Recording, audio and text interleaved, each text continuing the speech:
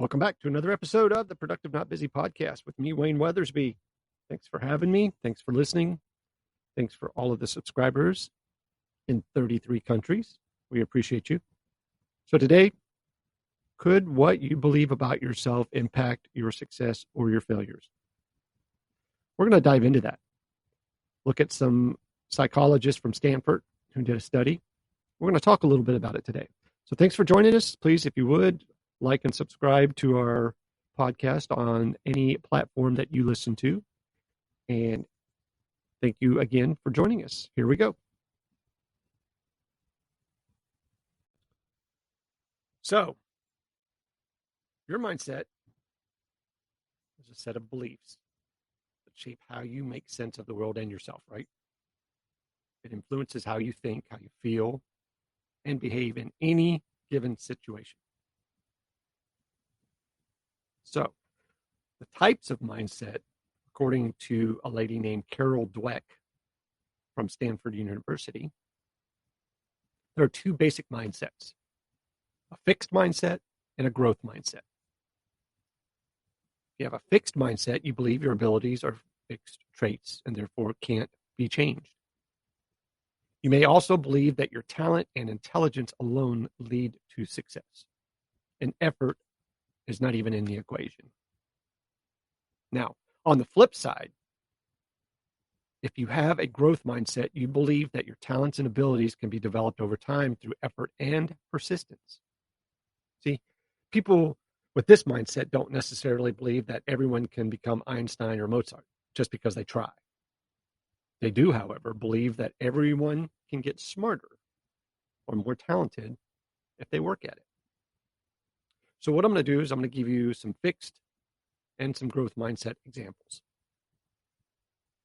So a fixed mindset thinks like this: either I'm good at it or I'm not. Now, on the flip side, a growth mindset person is going to say, I can learn to do anything I want. A fixed mindset says, that's just who I am and I can't change it. The growth mindset guy says, I'm constantly evolving, work in progress. Fixed: if you have to work hard, you don't have the ability. And the growth guy says, the more you challenge yourself, the smarter you're going to become. One more is, if I don't try it, then I won't fail. The other guy says, I only fail when I stop trying. So you see where we're going with this?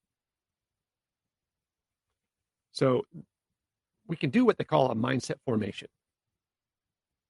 So how is your mindset created in the first place? Well, according to Carol Dweck, research reveals two primary sources: praising and labeling, both of which occur early in childhood. She said, in a landmark series of experiments, her and her colleagues found that kids behaved very differently depending on the type of praise they received. They found that personal praise, or praising a child's talents or labeling them as smart, promotes a fixed mindset. It sends a message to a child that either they have an ability or they don't. And there's nothing they can do to change that. Now, the process praise, on the other hand, emphasizes the effort a person puts in to accomplish a task. It implies their success is due to the effort and the strategy they used, both of which they can control and improve over time. So here's an example of how they're different. If your child gets a good grade on a math test, personal praise might be, see, you are good at math.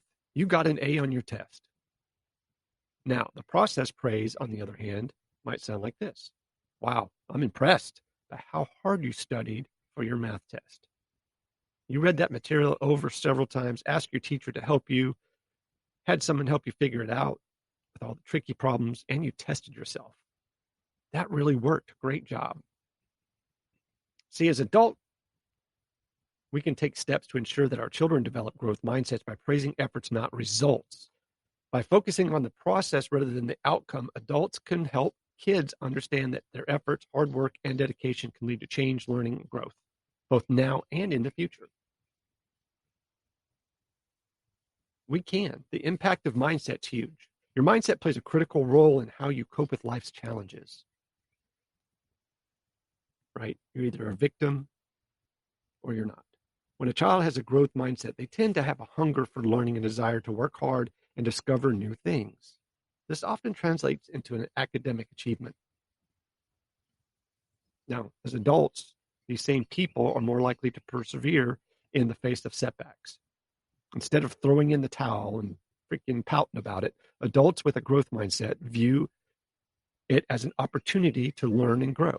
On the other hand, those with the fixed mindset are more likely to give up in the face of challenges, blame the world, blame everybody else for their failure or for their lack of effort. So Ms. Dweck, in her book, Mindset, The New Psychology of Success, writes that those with fixed mindsets are constantly seeking the validation to prove their worth, not just to others, but also to themselves. Now, I've seen so many people with this one consuming goal of proving themselves in the classroom or in their careers or in their relationships. Every situation calls for confirmation of their intelligence, personality, or their character, right? Every situation is evaluated. Will I fail? Will I succeed? Will I look smart? Will I look dumb? Will I be accepted or rejected? Will I feel like a winner or a loser? So it brings me to this. What is my mindset? Do you have a fixed mindset or a growth mindset? Do you even know? Well, we can find out. Start by reading Dweck's book, or you can just listen to the rest of this podcast, and we'll give you some following statements here, and you decide which one you agree with the most. So here we go. Number one, you're born with a certain amount of intelligence, and it isn't something that can be changed. Think about that. Number two, no matter who you are, there isn't much you can do to improve your basic abilities or personality. Number three, people are capable of changing who they are. Next, you can learn new things and improve your intelligence. People either have particular talents or they don't. You can't just acquire a talent for things like music, writing, art, or athletics. Next, studying. Studying, working hard, and practicing new skills are the way to develop new talents and abilities. See, if you tend to agree with most of the statements, 1, 2, and 5, then you probably have a fixed mindset. But if you agree most with statements 3, 4, and 6, however, then you probably tend to have a growth mindset. So I get this question a lot. How do I unfix a fixed mindset? I run into fixed mindsets a lot in coaching because there's just some people that swear that they can't be fixed. They can't be coached.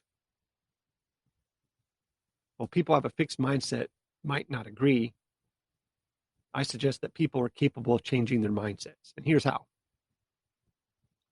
To me, the first thing is to focus on the journey.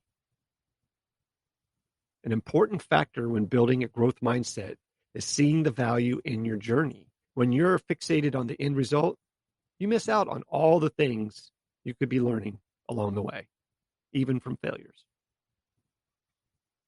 Next, I want you to incorporate yet. If you're struggling with a task, remind yourself that you haven't mastered it yet. Integrating this word into your vocabulary signals that despite any struggle, you can overcome anything. Next, I want you to pay attention to your words and thoughts. Replace negative thoughts with more positive ones to build a growth mindset. Sounds simple, but you'd be surprised the people that cannot pull that off or swear that it doesn't work.